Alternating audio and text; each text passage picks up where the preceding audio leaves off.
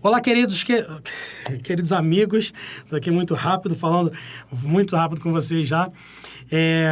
Vamos começar a nossa aula hoje de sistema urinário, beleza? Sistema urinário ou sistema excretor. Nessa aula, a gente vai falar sobre como a urina é formada e como que os processos que acontecem ao longo dessa formação de urina influenciam, por exemplo, na sua pressão arterial, entre outras características. Beleza? Vamos direto, então, para o nosso slide de abertura. Tá aqui, ó, sistema urinário ou sistema excretor. E aqui já tem uma pequena mostra do que a gente vai ver na aula de hoje. Primeiro, eu quero que você saiba que o que vai nortear a nossa aula são essas substâncias chamadas de excretas, beleza? Chamadas, inclusive, de excretas nitrogenadas. Existem três que a gente vai falar bastante aqui, que são amônia, ureia e ácido úrico, que é essa terceira que está aqui do lado.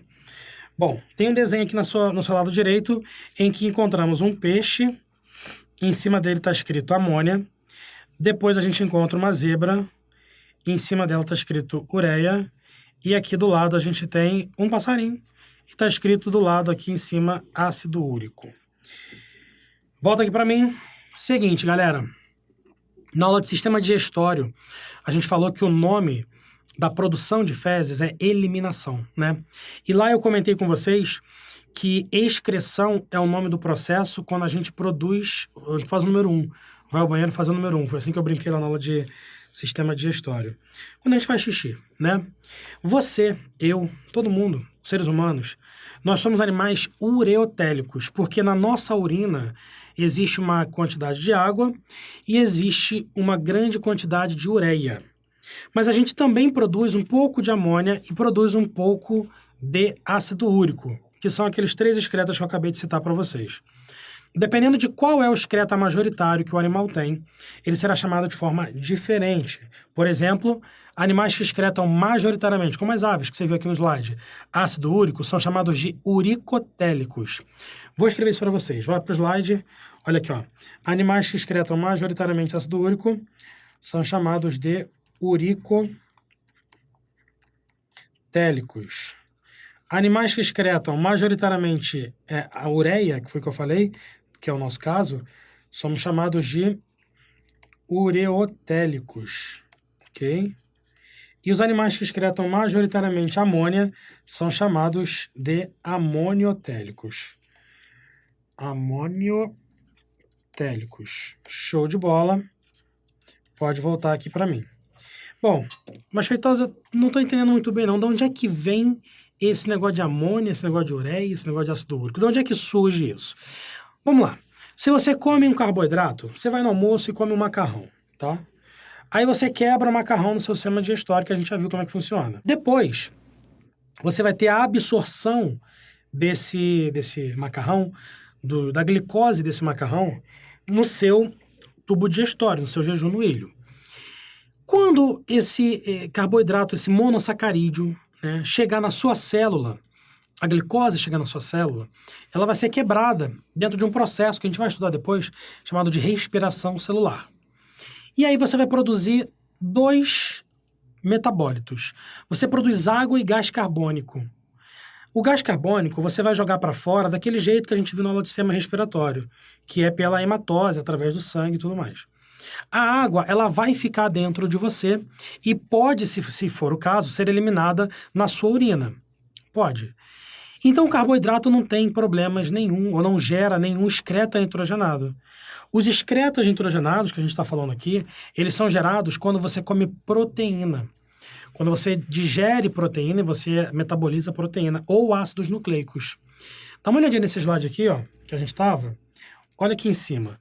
Proteína, tá vendo? E ácido nucleico. Quando eles são quebrados, a gente tem a formação de gás carbônico? Tem, sim, senhor. Tem formação de água? Tem, sim, senhor. Mas a gente tem a formação, você veja que tem duas setas que só vem deles, a formação de grupamentos ou grupos com NH2, que é o grupo amina, que vem dos aminoácidos. O NH2, quando ele é formado dentro de você, ele é transformado logo em NH3. NH3 é amônia. Então, volta para cá. Se você é uma pessoa que come muita carne, você é uma pessoa que produz muita amônia no seu corpo, no seu sangue. Essa amônia, ela vai ser levada para o seu sangue e ela é muito tóxica. Ela tem que ser metabolizada. E no seu corpo de mamífero, que és, você produz ureia no fígado a partir da amônia que você construiu quebrando aminoácidos. E aí você elimina majoritariamente a amônia. As aves e os répteis, por vários motivos evolutivos, eles acabam eliminando outro excreta que é o ácido úrico, que eu vou até dar um spoiler aqui, é interessante por conta do ovo amniota que eles têm, que é um ovo com casca, com âmino, então é melhor para o embrião deles liberar ácido úrico do que liberar amônia ou liberar ureia. Na real, o que eu quero que você saiba nesse momento é que animais aquáticos podem liberar amônia, visto que para liberar amônia precisa-se de muita quantidade de água. Animais terrestres não podem eliminar amônia por conta dessa quantidade de água que ele acabaria perdendo. E alguns animais terrestres não eliminam ácido úrico por conta da necessidade da excreção fácil pelas membranas do seu produto nitrogenado. Então, acabam excretando ureia. Ou seja, cada animal excreta um ácido úrico, excreta um excreta nitrogenado específico de acordo com a sua demanda, com as suas características ecológicas e evolutivas. Tudo bem? No nosso organismo, o órgão responsável pela excreção é esse que está na sua tela agora. Olha só, é o rim. O rim é o órgão específico responsável pela sua excreção. Ele é capaz de retirar a amônia em pequena quantidade, a ureia em grande quantidade e o ácido úrico também, mas em pequena quantidade, que tem no seu sangue e jogar para dentro desse tubo marrom que está aqui na sua tela. Esse tubo marrom se chama ureter. Aqui está no plural porque são 2. E aí o líquido contendo esses excretas nitrogenados chegará até a sua bexiga, para que depois, seja você mulher ou seja você homem, esse líquido passe pela sua uretra e vá para o lado externo, para o lado de fora do seu corpo. Tudo bem? Pode voltar aqui para mim. O que vão cobrar de você sobre esse assunto, provavelmente no seu certame? Como que é formada a urina dentro do rim? Como que o rim faz esse processo de formação de urina e de transformação, de limpeza, de filtração do sangue, ok? Então vamos entender através desses slides que estão aqui na frente, olha só.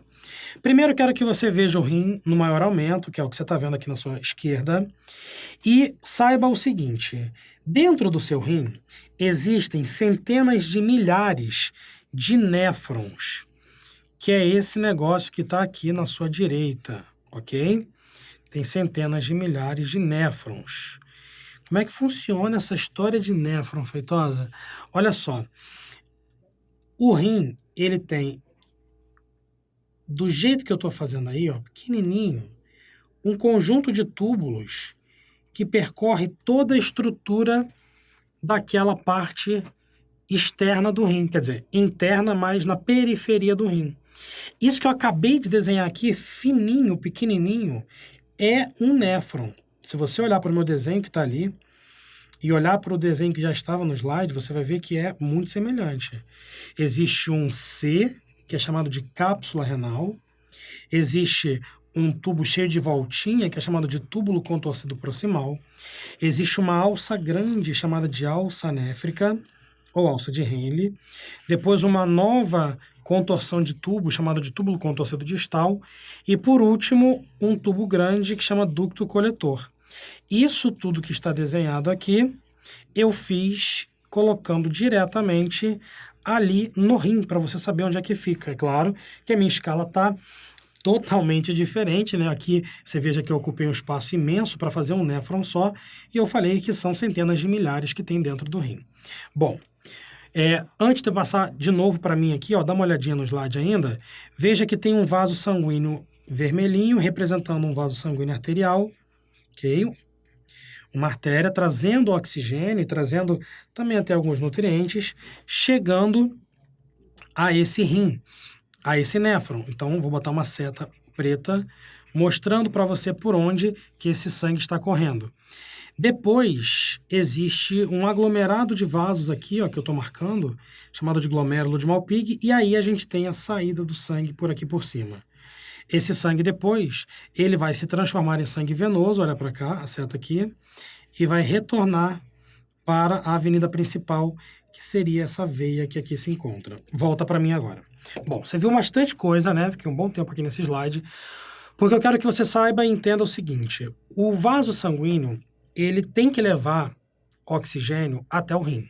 São 2 rins que você tem, eles ficam aqui atrás assim, ó, nas suas costas, beleza? Na verdade, aqui atrás, no meio, mas um pouco mais para trás. E aí, eles precisam receber sangue oxigenado. O sangue chega até o seu rim oxigenado, beleza.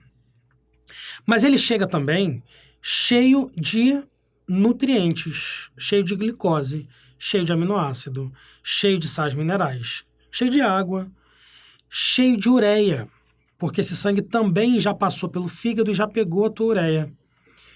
Na hora que esse sangue ele entra naquela cápsula e forma aquele aglomerado que você viu ali, a pressão arterial dentro aumenta muito, porque esse sangue fica todo enovelado, formando aquele glomérulo.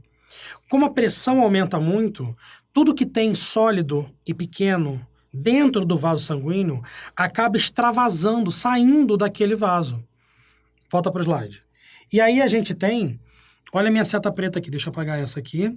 A seta preta aqui mostra que os nutrientes e a ureia também vai sair direto do seu vaso sanguíneo para dentro do néfron. Vou fazer um maior aumento sobre isso para você entender. Estou fazendo aqui uma cápsula renal grandona, ok? Deixa eu melhorar porque ficou horrorosa essa. Melhorou. Uma cápsula renal grandona. Aqui a continuação, que é o túbulo contorcido proximal, que chama.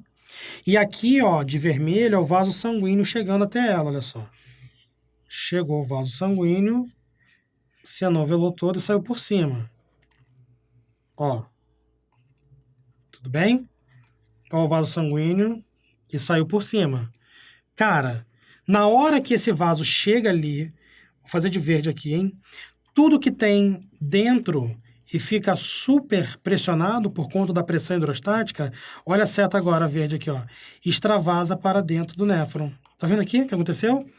Esse processo que eu fiz com setas verdes, eu vou botar com o número 1 aqui do lado, é chamado de filtração. Pode voltar para mim. São 3 processos que a gente vai falar: filtração, reabsorção e secreção. O primeiro processo é a saída dessas substâncias de dentro do vaso sanguíneo para o interior do néfron, tudo bem? E isso é bom e ruim ao mesmo tempo. É bom porque joga para dentro do néfron aquilo que não te presta, que é a ureia, alguma droga que você tenha usado, joga para dentro do néfron.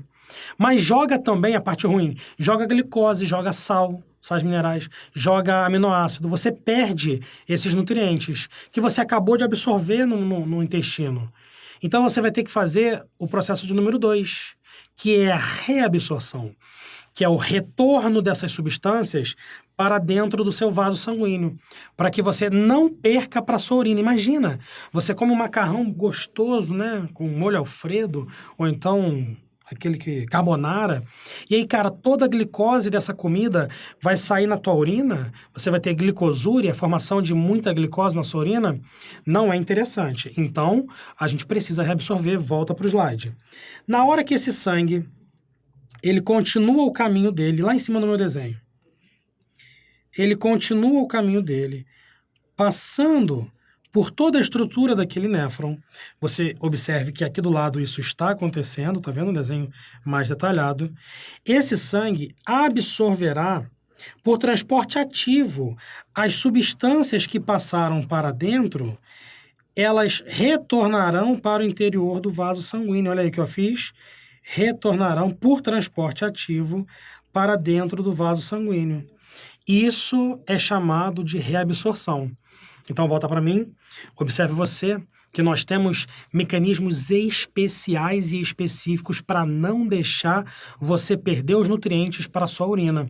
Isso é ótimo, isso é muito bom, porque você consegue fazer com que tudo que é interessante volte e só fique aquilo que não presta dentro do seu vaso sanguíneo, do seu néfron, que aí vai ser chamado de filtrado glomerular, o líquido que está lá dentro. Só que aí tem uma curiosidade. Você tem proteínas especiais que farão esse transporte. E essas proteínas, elas trabalham com uma quantidade máxima de transporte. Se você é uma pessoa que tem diabetes e você tem muita glicose no seu sangue, por isso, diabetes mellitus, você vai perder muita glicose para o seu néfron. O seu néfron vai ficar, o seu filtrado vai ficar com muita glicose. Na hora que você começar a puxar de volta essa glicose para o seu sangue, você vai puxar o que as suas proteínas conseguem puxar.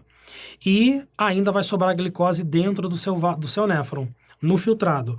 Primeira característica, o seu xixi vai ser doce, que é um sintoma de quem tem diabetes. Como é que sabe que é doce? Bebeu? Não, porque o cara urinou, a menina urinou e ficou com formiga em volta de onde ela urinou. Ok?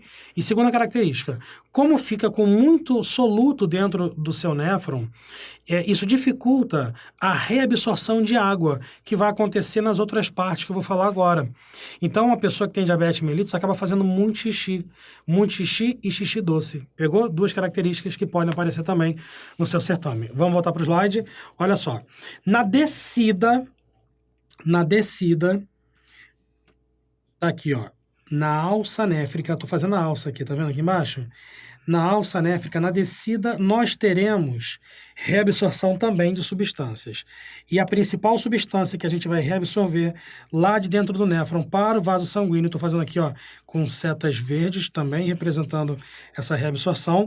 Deixa eu até botar logo o nome aqui do processo, tá? Esse aqui, o primeiro foi a filtração. Deixa eu botar aqui do lado o segundo processo que eu falei, se chama reabsorção. Na descida, como eu estou escrevendo ali para vocês, da alça, nós teremos a reabsorção, ó, bem grandão aqui para você ver, ó, de H2O. Quanto maior a alça néfrica, maior a reabsorção de água que nós teremos. Na subida também vai ter reabsorção, mas aí a reabsorção é de sal mineral, é de sódio. Inclusive, isso se repete no túbulo contorcido distal. No túbulo contorcido distal, na primeira parte dele, nós observamos uma grande reabsorção de sódio de novo. E na parte final do túbulo contorcido distal, uma outra grande reabsorção de água. Volta para mim. Observe você que água e sódio são muito respeitados nessa reabsorção. É porque eles são importantes para controlar a volemia, a quantidade de volume que tem dentro do seu vaso sanguíneo, o que vai também controlar a sua PA, que é a sua pressão arterial. Então, o rim acaba sendo um órgão importantíssimo também para o controle da pressão arterial, por conta desse processo de reabsorção. Existem dois hormônios que estão envolvidos aqui nesse momento, que é o ADH, ou antidiurético, e a aldosterona. O ADH, quando você libera ele aumenta a reabsorção de água para o sangue. Logo, antidiurético, você faz menos xixi. Grava isso, a gente vai ver em sistema endócrino, mas eu quero que você grave agora.